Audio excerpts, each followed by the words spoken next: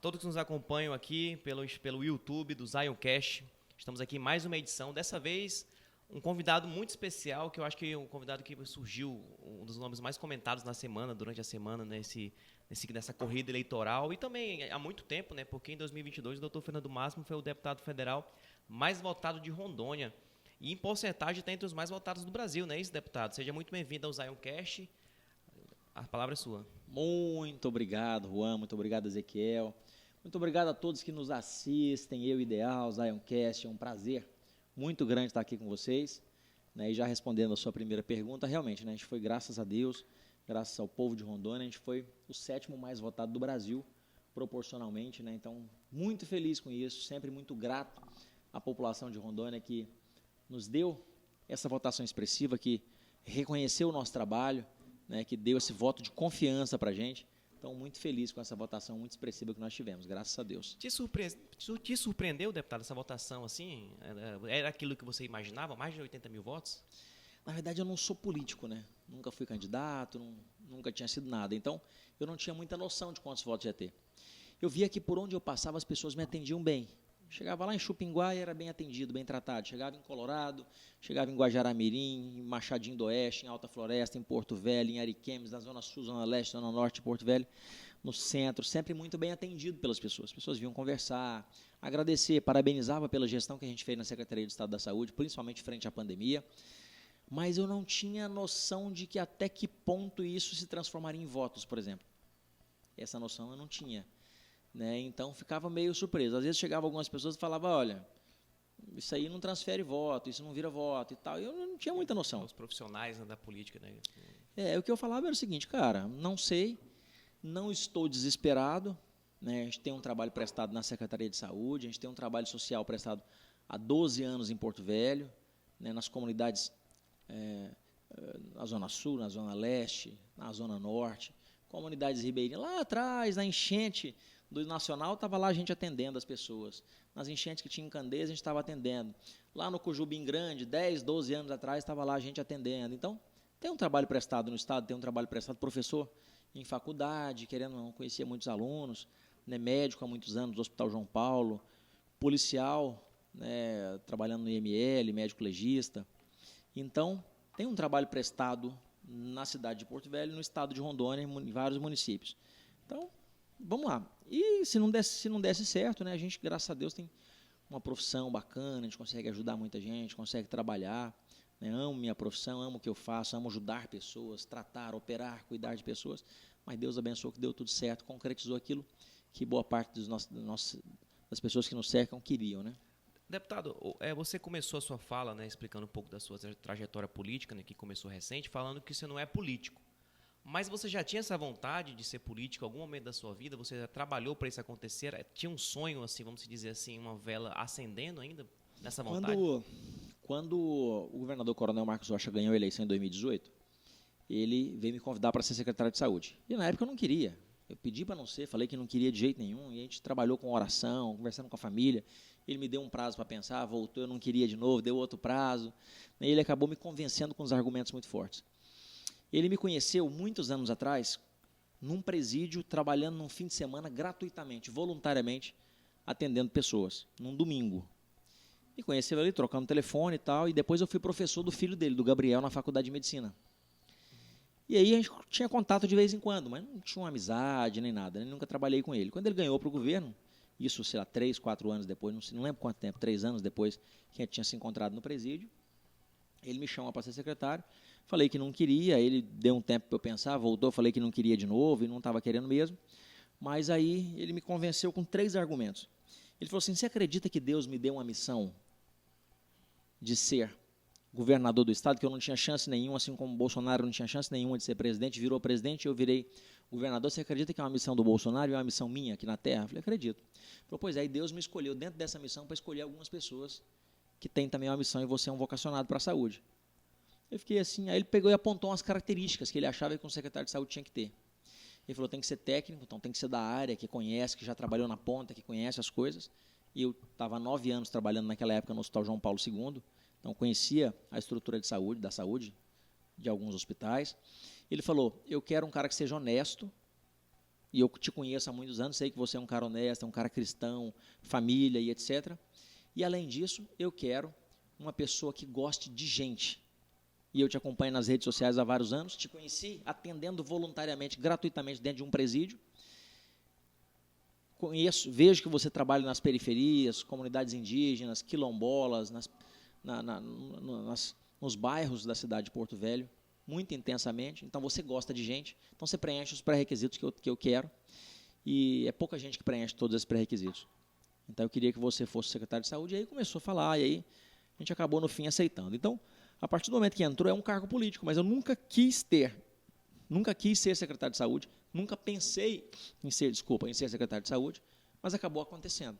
Essas circunstâncias todas, Bolsonaro ganhou lá, o governo Marcos Rocha ganhou aqui, chamou, e eu tenho uma gratidão muito grande ao governador, muito grande, por ter me escolhido nesse grupo seleto de secretários para ser secretário de saúde naquela época, por ter dado todo o apoio que nós precisávamos na época da pandemia, na secretaria. Então, conseguimos ali desempenhar o nosso trabalho, mostrar o nosso serviço, mostrar as coisas para as pessoas, e, portanto, isso foi que nos galgou espaço para hoje ser conhecido no estado todo. Então, não pensava em ser secretário, não pensava nessas questões de cargos políticos, né?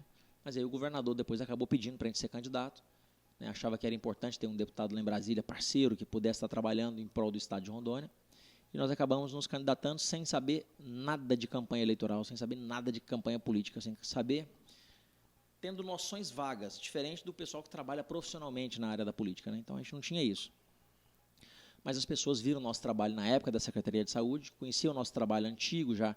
Eu tinha um trabalho antigo que a gente analisa que nada é por acaso na vida da gente, né? Meu irmão Cauã, cantor da dupla Kleber e Cauã, começou a cantar, quando estava começando a dupla lá em 2009, 2010, 2011, eu andei o estado de Rondônia inteiro. Todas as rádios, exatamente todas as rádios de Rondônia, eu fui, levando um CD deles, entregando. Aí ali eu dava uma entrevista como médico, lá no interior, lá em Colorado, rádio Meridional de Colorado, rádio, além da Meridional, lá tinha, acho que era Clube Cidade, em Ji-Paraná, e a gente estava lá trabalhando nessas rádios, dando palestra e levando o nome. Tudo isso é que você vai conhecendo pessoas, né? Tudo isso soma depois no fim, que as pessoas te conhecem há muitos anos, né? Então, aí veio a questão de ser candidato, fomos candidatos e, graças a Deus, né, Deus nos abençoou grandemente, né, de ter nos concedido esse mandato. Grato a Deus, grato ao governador Marcos Rocha, grato às 85.604 pessoas que nos ajudaram votando e outros que ajudaram mais ainda trabalhando, né? Fernando, você teve mais de 85 mil votos, né? Agora a gente falamos de 2022, a gente vai falar agora de 2024. Desses 85 mil votos, se eu não me engano, eu vi os dados certinho, mas você pode me corrigir se eu estiver errado, cerca de 40 mil votos foi na capital, né? 45 e pouquinho. 45 e pouquinho. E eu queria ver agora, falando do cenário esse ano, das eleições desse 2024, como é que tem sido a tua experiência no processo, né? Especialmente considerando que você se anunciou recentemente que era pré-candidato à prefeitura. Inclusive, você deu uma entrevista para nós com exclusividade para o site É o Ideal, afirmando que você era candidato a prefeito, pré-candidato a prefeito, e que se fosse a possibilidade, o caso de você renunciar ao mandato e disputar em outro partido que lhe concedesse a vaga, você ia renunciar ao mandato e ia disputar em outro partido. Essa possibilidade não existe mais? Esse outro partido ainda está com as portas abertas? Ou pelo fato da União Brasil não ter lhe concedido a vaga? E morreu esse sonho nesse momento? Então, foi muito interessante essa questão, porque o Partido União Brasil, que realmente tinha nos prometido a vaga lá atrás, né, o presidente do partido, o presidente nacional do partido, tinha nos falado que nós seríamos o candidato, porque ele fez pesquisas aqui na capital. Sim. E viu que nas pesquisas a gente estava em primeiro lugar. Então ele falou, você vai ser o candidato, a União Brasil precisa de candidatos, precisa de prefeitos eleitos nas capitais. Isso foi uma coisa interessante. E aí foi passando o tempo, houve outras conversas com outras pessoas, com outros grupos, e isso levou o partido ter uma mudança de posição. Naquele momento, e para ser candidato, a gente tem 3 opções. Um deputado não tem janela partidária nesse ano para trocar de partido, não pode. Se trocar de partido, perde o mandato. Assim como o vereador, lá em 2026, que não é ano de eleição para vereador, ele não pode trocar de partido porque ele perde o mandato também. Então, o partido não concedendo a vaga, eu tinha mais 2 possibilidades. Primeira delas, a primeira era o partido conceder a vaga. A segunda era pedir para o partido me liberar para ir para outro partido. E nós fizemos isso. O presidente Valdemar Costa Neto, do partido do PL, que era um partido que estava negociando para eu ir para lá, ele acabou falando com o presidente do Partido União Brasil, que acabou não me liberando. E a terceira opção era aquela opção de ir para outro partido, mesmo sem a anuência do União Brasil, e perder o mandato de deputado federal. Isso. Portanto, jogar o voto de 85.604 pessoas, deixar de lado isso. Né? E aí nós sentamos, como tudo na minha vida eu faço baseado no que Deus me orienta, mas conversando com orações e conversando com a minha família, minha esposa, meus pais e os amigos próximos, e alguns orientadores que a gente tem. E aí, nessas conversas, nós chegamos à conclusão de que, primeiro, se está ocorrendo tudo da forma diferente como era planejado, o que é o planejado? Você está em primeiro numa pesquisa, numa capital. Se você está em primeiro na pesquisa na capital, significa que a população da capital tem interesse que você seja candidato. Pelo menos a maioria da população, porque é a maioria que votou na pesquisa, tem interesse que você seja candidato.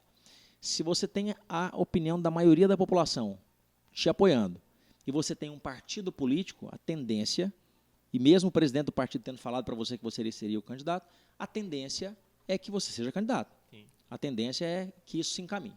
Quando as coisas começam a não se encaminhar, eu tenho uma fé muito grande em Deus. Eu sei que Deus, muitas das vezes, nos tira de um caminho que pode ser que não vai dar certo. Deus nos tira de um caminho para mostrar um outro caminho melhor do que aquilo que a gente não está conseguindo ver. Ou Deus nos tira de um caminho que a gente queria ir apenas para a gente manter no caminho que a gente já está, por exemplo, como deputado. Então, eu tenho certeza que Deus tem outros planos, que não seja esse, porque as coisas começaram a não dar certo. Quando Deus quer uma coisa, vai dando certo, vai encaminhando, e dá tudo certo. E aí, a família, esses amigos próximos, orientaram, poxa, não dá para a gente desconsiderar 85.604 pessoas que votaram na gente para ser deputado federal, para continuar esse trabalho de deputado federal.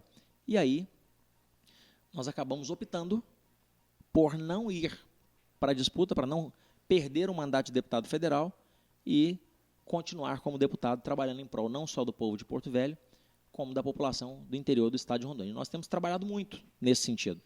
Né, vários projetos de lei importantes temos feito e agora trazendo bastante emendas. Emendas para Porto Velho, inclusive. Né? Acabamos de colocar agora uma emenda de R$ 1.988.000, quase 2 milhões, para a construção de um CAPS infantil, um Centro de Atendimento Psicossocial Infantil, para atender nossas crianças que têm transtorno do espectro autista, atender nossas crianças com depressão, com ansiedade, com ideias suicidas, atender crianças com outros transtornos psiquiátricos. Então, o recurso sendo repassado agora para a prefeitura vai licitar e vai construir para dar um atendimento melhor. Além desse recurso, dessa emenda de praticamente 2 milhões, nós colocamos mais 1,5 milhão para a prefeitura de Porto Velho para comprar uma carreta bitrem para transportar calcário para pequenos agricultores, pessoas que precisam do calcário. O frete do calcário é muito caro. Eles têm até condição de comprar o calcário, mas o frete é muito alto, porque é grande quantidade, peso. Então, e não tem condição, a maioria deles, de pagarem isso. A gente colocou esse recurso. Colocamos mais 1,5 milhão. Emoção do emoção, momento. Desculpa. Mais 1,5 milhão de reais para a Prefeitura de Porto Velho para comprar equipamentos, máquinas.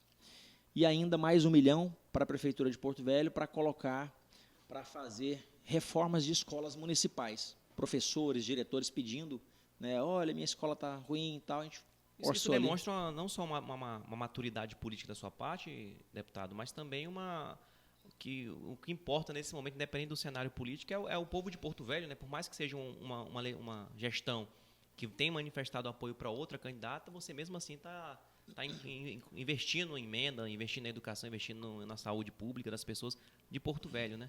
Você falou uma coisa muito importante. Quando eu era secretário de saúde, eu nunca olhei para o município para saber quem era o prefeito, se o prefeito era de partido X, Y, Z, ou tinha qual ideologia. Você está falando da vida das pessoas, né? Eu levava recurso para a vida das pessoas. E agora, como deputado, da mesma forma. Eu passei recurso para mais de 20 municípios agora. Não consegui passar por 52, porque não deu mesmo, não tinha recurso suficiente. Eu tive voto nos 52, eu quero ajudar todos, mas passei para uma parte agora. Na próxima emenda eu coloco mais um pouco para os demais municípios, a gente vai colocando. Mas eu sou de direita, eu sou um de centro-direita, e vi que alguns municípios que eu coloquei, o prefeito é de esquerda. E me perguntaram especificamente de um prefeito. Mas tal prefeito é de esquerda, você botou recurso lá para ele? Eu falei, eu não botei recurso para o prefeito. eu botei recurso para a saúde das pessoas do município. Essas pessoas Exatamente. é que merecem o meu respeito, é que merecem a minha emenda, né? Então, essas emendas todas que eu te falei foram colocadas para a Prefeitura de Porto Velho. Colocamos mais uma que vai atender um distrito de Porto Velho, que é o distrito de Nova Califórnia, que é uma emenda porque a gente está sabendo dessa crise hídrica que tivemos em 2023 e especula-se não, tem pesquisa, tem cientistas dizendo que 2024 será pior, terá mais estiagem, mais seca, mais dificuldade de ter água. Então, nós colocamos mais uma emenda de 1.600.000 para fazer uma adutora para puxar água de um rio lá em Nova Califórnia e levar essa água potável tratar essa água e levar para as pessoas de Nova Califórnia, porque lá é um dos lugares de risco. Na Nova Califórnia, Ouro Preto, Espigão do Oeste e alguns outros distritos e municípios têm um risco alto de ter falta de água potável. Então, além disso, mais R$2,5 milhões para a Secretaria de Agricultura para furar poços artesianos, também pensando na crise hídrica. É para tentar nos antecipar a um problema que vai acontecer, que pode acontecer lá na frente. Então, furar poços artesianos no Baixo Madeira, na Ponta do Abunã e em alguns outros lugares, né, principalmente Baixo Madeira e Ponta do Abunã, também ambos municípios de Porto Velho. Então, estamos colocando bastante emenda, né, para Porto Velho, emendas para mais de 20 municípios do interior, né, emendas para as APAES, muitas APAES estão recebendo agora, as AMAs, né, a AMAR, que cuidam de autistas, que cuidam CERNIC, CENIP, que cuidam de pessoas com deficiência. Então, a gente tem ajudado bastante essas instituições. Aqui em Porto Velho ainda tem o NAC, Núcleo de Apoio à Criança com Câncer, que faz um trabalho fantástico, o desembargador Isaías faz um trabalho muito bacana ali, então estamos ajudando também com emendas ele. Ajudando com emendas, além dos municípios, o Estado, né? Colocamos um aporte grande de recursos para a Secretaria Estadual de Saúde, mais de R$20 milhões, aproximadamente R$25 milhões para a Secretaria de Estado da Saúde, né? Eu fui o parlamentar que mais colocou recursos para a saúde, né, do Estado. Colocamos ainda recurso na Secretaria de Turismo do Estado, R$1,5 milhão. Colocamos na Secretaria de Esporte, mais R$1 milhão. Colocamos para o DR para fazer asfaltos nos distritos de Porto Velho, R$1 milhão. Então, várias emendas sendo colocadas. E além desses recursos que a gente está trazendo, que é uma coisa importante trazer o recurso, mas a aprovação de leis é fundamental. Ter projetos de lei aprovados, ter projetos de lei tramitando, projeto de nossa autoria, projeto de nossa relatoria, projetos como, por exemplo, projeto do BPC Loas, que é aquele que garante o recurso do BPC Loas, benefício de prestação continuada da Lei Orgânica da Assistência Social, para as pessoas que têm algum tipo de deficiência, que gerem incapacidade. Eu acho que todas essas pessoas no Brasil devem receber um salário mínimo do governo federal. Hoje tem um impeditivo da renda. A renda hoje diz o seguinte: se a família tiver uma renda por cabeça maior que R$300 e poucos por cabeça, que é muito pouco por pessoa numa casa, se tiver uma renda maior que isso, a pessoa com deficiência não recebe o benefício do governo. E eu acho assim que todas as famílias que têm uma pessoa tetraplégica, paraplégica, amputada dos 2 membros, cego, com autismo grave, com outros problemas, pessoas com deficiências de um modo geral, toda família deve receber um benefício do governo. Sim. Porque essas pessoas gastam com fralda descartável, essas pessoas gastam com, às vezes tem que pagar uma consulta com neurologista, psicólogo, psiquiatra, fisioterapeuta, medicamentos, e muitas das vezes tem que deixar alguém da família cuidando daquela pessoa. Então, é um projeto de lei que eu fiz, está em tramitação. Eu fiz um outro projeto de lei para aumentar o número de doadores de sangue, dando alguns benefícios para doadores de sangue, para benefícios para doadores de medula óssea.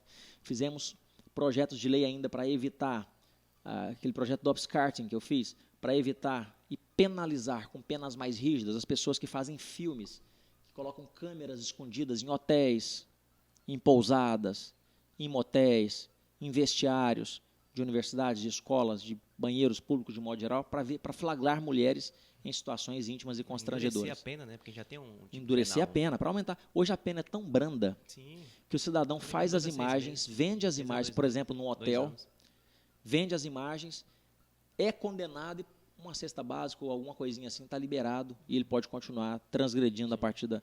Entendeu? Então, a pena não leva o cara para a cadeia. Quando você leva para a cadeia, ele vai pensar 10 vezes antes de fazer aquelas imagens e vender. Muitos deles fazem imagens de casais, né, num hotel, num motel, numa pousada, em algum lugar e vende para o exterior. Não, e a pena disso é uma vergonha, pô. Isso é uma coisa que eu também concordo, deputado. E eu fico até feliz em saber que você está olhando por esse lado, porque, por exemplo, 216B, que é o que assegura isso aí no Código Penal. 216C fala sobre a questão de divulgar as imagens, ou seja, se você grava é uma coisa, se você divulga é outra. E as duas penas são de 6 meses a 2 anos. Isso é vergonhoso. E esse tipo de prática vem crescendo cada vez mais, principalmente com o avanço das redes sociais e etc. Deputado, agora eu queria falar um pouco das eleições desse ano mais uma vez, né? Em 2022, assim que o governador foi reeleito, ele, no palanque, não sei se foi no calor da emoção, mas ele, naquele mesmo momento, ele pegou a mão da Mariana Carvalho e falou, minha pré-candidata a prefeita é a Mariana Carvalho, 2024, etc. Naquele momento, ele já anunciou isso 2 anos antes. Por um momento, você cogitou ser No primeiro turno ou no segundo turno? no segundo turno, Quando ele pós-eleição. ganhou o segundo turno. Pós-eleição. Acho que não sei se foi por causa do momento, acho que talvez ele tenha Entendi. se antecipado, enfim, mas de alguma forma ele declarou Eu não me lembro com dessa todos os declaração apoiadores.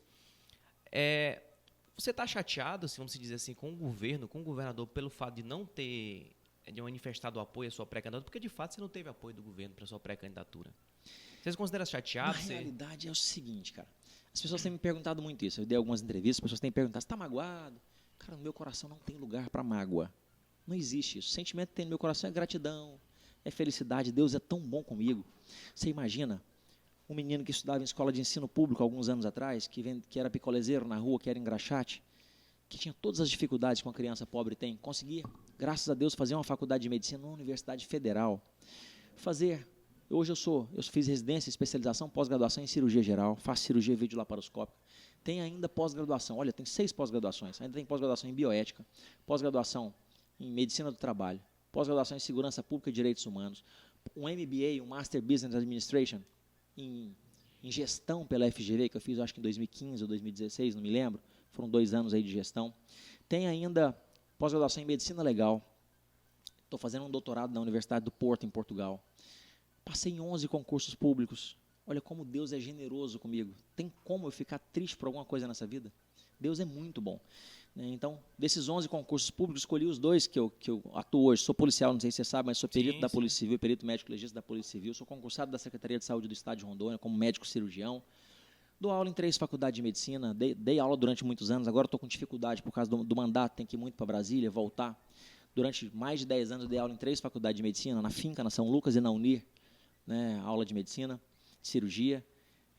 Trabalho no Hospital da Unimed, operei muito tempo lá, opero há muitos anos lá. Então, Deus é maravilhoso comigo. Então, esse tipo de sentimento, a gente pode passar uma raivinha momentânea, mas isso acaba. Mágoa, eu não tenho mágoa, eu não tenho ódio de ninguém. Muito pelo contrário, meu sentimento é de gratidão, de felicidade, de paz, de alegria. Agora, o que aconteceu nesse cenário político me deixa um pouco triste, porque eu sou um fã da democracia. E a democracia é o povo poder votar naqueles candidatos que eles escolhem, que eles acham que são os candidatos. E nas pesquisas em Porto Velho, a gente estava em primeiro na pesquisa. E o nosso nome foi tirado da disputa eleitoral. A gente está sendo impedido de concorrer à disputa eleitoral. Nesse caso, eu sinto que a população de Porto Velho não teve o seu direito de votar naquele candidato que manifestava a sua intenção nas pesquisas. E isso eu acho que é uma coisa ruim. A democracia perdeu com isso. Eu acho que houve uma perda. Isso me deixa triste do ponto de vista de que uma perda, não aconteceu a democracia na sua plenitude. Isso me deixa um pouco até preocupado, mas assim, nada de raiva, nada de mágoa, muito pelo contrário. Aquilo que eu te falei, como minha vida está nas mãos de Deus, se não está dando certo isso, meu irmão, é porque não tinha que acontecer. Nenhum tipo de rompimento com o governo, com o governador? Não, nós não conversamos ainda a gente não conversou com ninguém, está muita flor, acabou de acontecer o evento, né? Nós temos que conversar, a gente vai sentar depois, conversar. A gratidão é muito grande ao governador Coronel Marcos Rocha, como eu já te falei, né? Então a gente tem que sentar com o governador, conversar, sentar com o presidente do partido, discutir, conversar, ver como é que vai ser o futuro, o que estão pensando para lá, para cá, mas tanto é que eu acabei de colocar mais de 20 milhões de reais para a Secretaria de Saúde do governo do Estado de Rondônia. Coloquei para a SEAGRE também, coloquei para a Setur, tudo secretarias do governo, DR, Secretaria de Esporte, a Sejucel. Então, bastante recurso lá para a nossa população. Agora você falou da democracia, deputado, é um adendo que eu sempre falo, né? Eu acho que a democracia é o sistema há imperfeições, mas é o melhor sistema que a gente poderia ter. É lindo a gente ver os pré-candidatos hoje que se lançaram, vamos dizer assim, a gente tem de todas as hierarquias, advogados, juízes, etc. E é um negócio tão bonito que o peso de um poder que o dono da Rovema tem é o mesmo que um cara lá do socialista tem, que é o voto. De decidir o futuro de uma cidade, de um país. A democracia é um dos regimes que tem muito a ser aperfeiçoado, porque é recente no país, mas é um regime muito... É fantástico, é lindo, vamos dizer assim, falando bem apaixonado.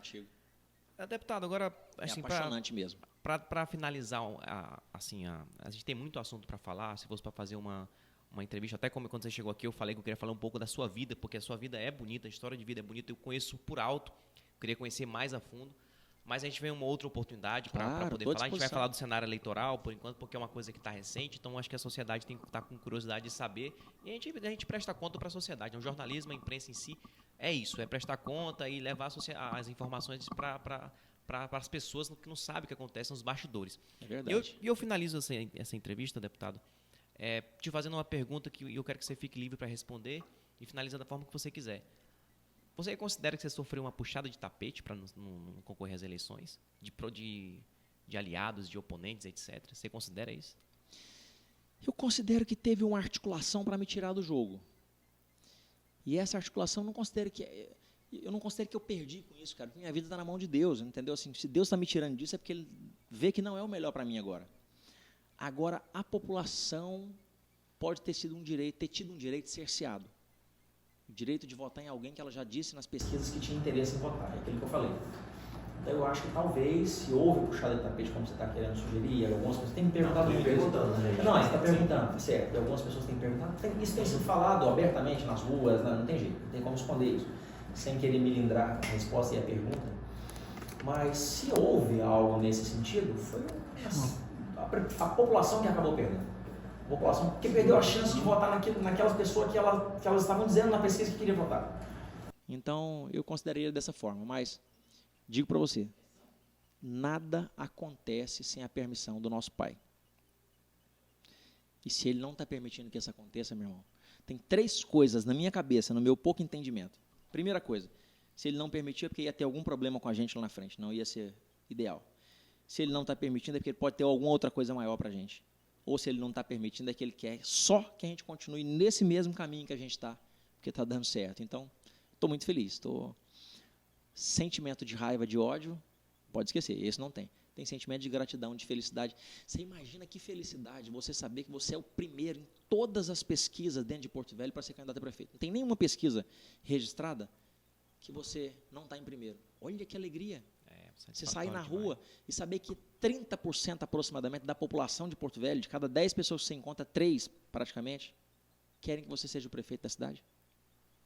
Isso é uma felicidade muito grande, isso é uma dádiva de Deus. E assim, deputado, eu assim, fazendo até um elogio para você aqui, porque eu lhe acompanho, eu conheço pessoas que lhe conhecem, conheço pessoas que às vezes, viu o doutor Fernando, e assim, eu só escuto comentário positivo. Principalmente eu queria te elogiar publicamente mais uma vez, que você ganhou as eleições, você voltou nos todos os municípios, nos 54 municípios de Rondônia, você foi agradecer os votos. Isso é inédito, pelo menos eu não lembro de ter visto um parlamentar eleito que tenha feito isso. Porque a gente tem aquela conotação de que o deputado federal é muito distante da sociedade, né? Uhum. De que em Brasília o povo fica distante do parlamentar federal, do senador, enfim, etc. Mas já você não, você manteve esse contato com a população. Eu acho que é isso, o deputado, que faz você ter a população reconhecer, né? Ter um trabalho reconhecido pela sociedade, porque as pessoas gostam de sentir, de ver, de te ver no shopping, te ver na feira. As pessoas gostam de sentir a presença do parlamentar, de quem ela escolheu para representar. Eu te parabenizo mais uma vez por conta disso, deputado. Então, você falou uma coisa interessante, e eu quero te parabenizar, que você é um excelente jornalista, né? Novo na idade, mas já com experiência, com a bagagem. A gente percebe isso pelas perguntas que estão sendo feitas aqui, que eu acho que não vai ter edição, vai ser tudo ao vivo ali. Sim, direto. E assim, as perguntas muito bem elaboradas, né? E eu voltei realmente em todos os municípios, e você está falando que você não lembra de ter visto algum outro que fez. Eu conversei com jornalistas de mais de 40 anos de Rondônia, que me afirmaram isso, que nunca teve nenhum deputado federal que voltasse em todos os municípios do estado agradecendo pelos votos. Né? Então, realmente é uma característica. A gratidão faz parte de um sentimento muito nobre no meu coração. Né? Gratidão às pessoas que me ajudam, às pessoas que algum dia me ajudaram. Então, isso é fundamental. E essa gratidão de voltar nos municípios para agradecer as pessoas, de voltar nos bairros, de voltar nos comércios. É claro que eu não consegui agradecer exatamente todas as pessoas que votaram, até porque eu não sei onde é que elas estão, todas. Mas eu voltei nas cidades, sentei com as pessoas que trabalharam comigo, boa parte delas, olha, obrigado, agradeci, fiz vídeo. Eu fiz até um vídeo em todos os municípios do estado, um videozinho, juntei num vídeo só e acabei postando na rede social esse vídeo que foi muito elogiado, né, porque as pessoas recebiam lá de Chupinguá e me mandavam, você esteve aqui, o outro de Nova Mamoré, o outro de Machadinho do Oeste, o outro de Alta Floresta, o outro de Rolim de Moura, Cacoal, de Paraná, Não, Vilhena. deputado, para falar em de vídeo, no 1º de janeiro de 2024, você estava operando lá no hospital, né? Sim. O nome do hospital do centro ali, perdão. Então, Sim. assim, houve a festa de Réveillon, no último dia do ano, dia 1º de janeiro de 2024, você estava trabalhando, operando um paciente. Estava operando, é verdade. Operei até a véspera do Natal, operei, na verdade, Natal, depois operamos na véspera do Réveillon, um dia antes, não foi no dia, foi um dia antes, e operei no dia 1º de janeiro, estava lá trabalhando, operando, salvando vidas, né? O meu dom é esse, o grande dom que Deus me deu é de operar, é de salvar vidas, e é uma profissão que eu amo fazer isso, eu gosto de gente, eu gosto de cuidar de gente, eu me emociono até hoje, quando eu saio da cirurgia bem sucedida, a família vem e me abraça. Eu atendi muito no João Paulo, durante 9 anos trabalhei no João Paulo, então a gente atendia tudo que é tipo de problema, criança atropelada, criança afogada, caiu da escada, idoso, que foi vários tipos de problemas, um esfaqueado, que a mãe estava desesperada lá na porta, sai, não deu tudo certo, furou ali o fígado, o baço, o intestino, a gente resolveu, a gente consertou, vai dar tudo certo, vai para a UTI, mas está bem. A emoção de ver os familiares felizes e depois a emoção do próprio paciente quando sai do hospital feliz, isso é uma coisa que para mim não tem preço. A felicidade de salvar a pessoa que estava ali entre a vida e a morte, você operar, curar, salvar, né? E eu, nesses 20 anos de profissão como médico, tenho muita felicidade de ter tido muitas experiências muito positivas com esse tipo de coisa, né? Então, sou muito feliz com a minha profissão, não deixo de operar. É claro que hoje eu opero um pouco menos do que eu operava antes, porque eu acabo, tenho para Brasília toda semana, né? Que eu continuo morando em Porto Velho, mas vou toda terça e volto toda quinta para Brasília. E de volta para Brasília, né? Então, não deixei a minha profissão, não quero deixar. Eu não quero deixar de dar aula, eu não quero deixar de dar palestras, eu não quero deixar. Né? Eu sou instrutor de um curso que é do Colégio Americano de Cirurgiões, do American College of Surgeons, e o curso chama Advanced Trauma Life Support, a sigla ATLS, ATLS em português, que significa Suporte Avançado de Vida no Trauma. E esse Colégio Americano de Cirurgiões tem poucos instrutores no Brasil e eu, graças a Deus, faço parte desse time seleto que viaja o Brasil dando aula para médicos. Então, já treinei médicos em São Paulo, em Goiânia, em Brasília, em Manaus, em Rio Branco, no Acre, em Porto Velho, em vários estados, em várias cidades, em várias capitais, treinando médicos. E isso é fundamental. Porque quando eu ensino um médico um procedimento, quando eu ensino um protocolo para um médico, eu não sei onde é que vão ser os desdobramentos disso. Aquele conhecimento que eu passei para um estudante de medicina ou para um médico, eu não sei onde que ele vai se desdobrar, daqui quantos anos aquela pessoa vai estar salvando vidas e onde ela vai estar. É numa capital, é no interior, é numa cidade pequenininha? Mas esse conhecimento foi plantado, aquela sementinha foi plantada ali, é um conhecimento, e vai ser fixada, e aquela pessoa vai utilizar aquilo para florescer, para dar frutos, para salvar vidas. Então, é uma coisa que eu sou apaixonado em dar aula, especialmente a aula de medicina. Né? E cirurgia, atendimento, cuidar de pessoas, atender nos lugares mais distantes. Quantas e quantas vezes a gente faz isso? Vai, senta debaixo de uma árvore, lá na comunidade distante, ribeirinha, um estetoscópio no pescoço, um aparelho de pressão, uma caixinha de remédio de amostra grátis. Ganhava no consultório. Estou falando de coisa de 2012, 2011, 2010, 2013, 2014, não tem nada a ver com eleição. E quando passou a eleição de 2022, uma semana, poucos dias depois, estava eu na Zona Leste ou Zona Sul, que nós falamos aquele dia? Na Zona Leste. Sul ou Leste? Na Leste. O primeiro foi na Zona Leste. Poucos dias depois da eleição, eu estou na Zona Leste atendendo, voluntariamente. Aí chegou uma pessoa e falou assim, a eleição já acabou. Eu falei, mas que eleição? O que isso aqui tem a ver com eleição? Eu faço isso há mais de 12 anos, eu nunca pensei em eleição. Continuo fazendo. Fui para o Baixo Madeira esses dias, fomos lá em São Carlos, atendemos bastante gente lá. Então, essa é a minha vida. Deputado, agora para finalizar, que o nosso tempo é curto, mas é uma pergunta que eu acho que, além dos bastidores assim que a gente tem, na sua vida também, que é muito interessante, mas eu acho que é uma pergunta que praticamente o Rondônia todo, até o Brasil, porque você tem evidência no Brasil todo. Recentemente eu fiz cirurgia capilar, né? Eu fiz lá em São Paulo, o Dr. Bruno, meu amigo, mandar um abraço para ele, que com certeza está acompanhando a gente. Deputado, você usa a touca é por conta da calvície ou é alguma coisa específica, assim, que você não tira a touca, assim? A pessoa fica até agoniada. Meu Deus, ele não tira a touca nem pra jogar bola no retiro da igreja. Não, eu tiro a touca de vez em quando. De vez em quando, quando eu vou tomar banho, eu tiro, entendeu? Assim. Obrigado a todos. Ah, perdão. Tá, não. Achei que tinha feito assim pra sair. Não, é só pra... Assim, eu sempre usei a touca cirúrgica no centro cirúrgico. Né? Operava com essa touca durante muitos anos. De vez em quando eu tinha um quadro na Record, um quadro chamado Conversando com o Doutor, lá para 2013, 2014, eu saía do centro cirúrgico, tinha que correr para a televisão, às vezes com o cabelo bagunçado, eu ia de touca, muito raro. Raramente, muitas vezes eu fui, na verdade. E depois, quando virei secretário, a gente tinha que dar muita entrevista. Né? Vai inaugurar leite, e eu gostava de estar dentro dos hospitais. E o hospital na Covid, eu ia sempre para as UTIs. Quando você entra na UTI, você tem que botar uma touca, nem que seja descartável. E aí, quando saiu, o cabelo estava bagunçado, eu usava um topetezinho aqui, saiu, o cabelo estava bagunçado. Já tinha entrevista para dar, o cabelo bagunçado. E ficava aquela correria. Num sábado, nós fomos entregar uns leitos, eu não lembro qual hospital, se foi no Semetron, de UTI. Eu fui lá, entrei e saí de casa de manhã, com a minha touca. Falei, vou com essa touca aqui hoje. Eu estava com preguiça de arrumar o topete. E aí, botei a touca e fui. Cheguei lá, entrei na UTI. Vimos tudo lá. Dei uma entrevista na porta do hospital. E eu voltei para casa. Falei, nossa, que legal. Eu consegui entrar na UTI depois da entrevista. Beleza, vou começar a usar minhas toucas. Na segunda-feira eu fui para a Secretaria de Saúde de touca.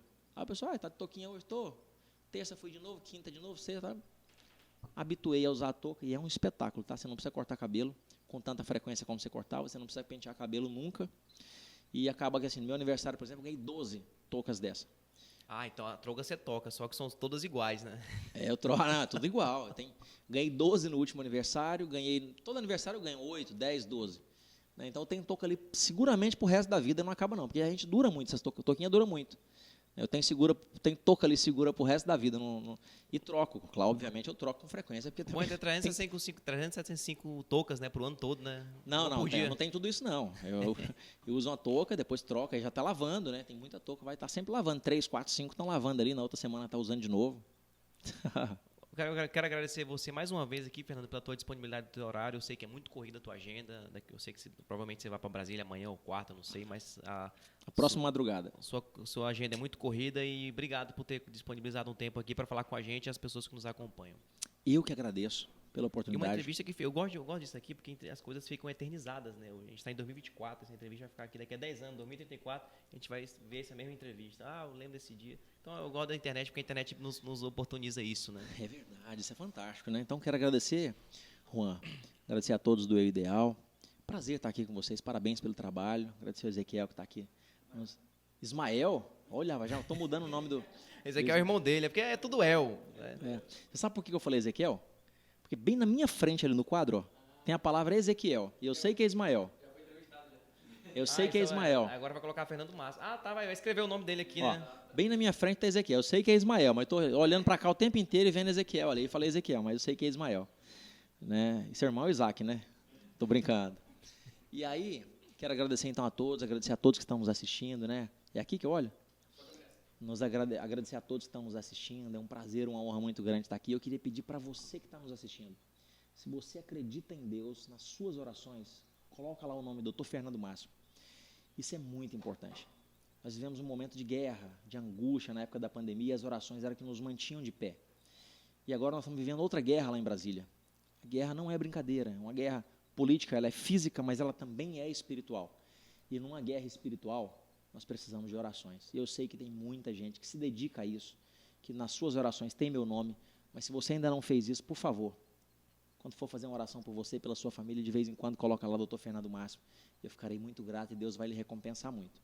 Deus abençoe abundantemente você e família, Deus abençoe você, Juan, e toda a sua família, Ismael, e a todos que nos assistiram. Muito obrigado, foi um prazer.